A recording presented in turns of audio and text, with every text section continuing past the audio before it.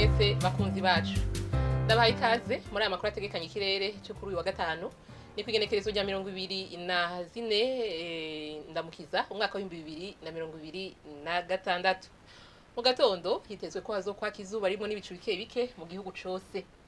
ahazoba hakanye gusumba ahandi azoba ari Ingozi mu ntara ya Butanyerera hamwe n'Igitega mu ntara ya Gitega aho ibipimo by'ubushuhe byaho bizoba bigera kuri degrees Celsius 13.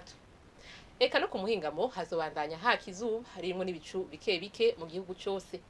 ahazoba hashushe gusumba ahandi azoba ari mu Cibitoke aho ibipimo by'ubushuhe byaho bizoba bigera kuri degrees Celsius 29 aho naho ni mu ntara ya Bujumbura. Ejo mu gatondo hatekanijwe yuko izuba rizoseruka igihe cy'isaha 12 zuzuye neza rirenge igihe cy'isaha 12 zirenga ko umunota umwe mu masaha y'umugoroba. Nuko rero ni hano amakuru ategekanye ikirere cyo kuri uyu wa gatanu agarukiye mwakoze mwese kuyakurikira naho utaha.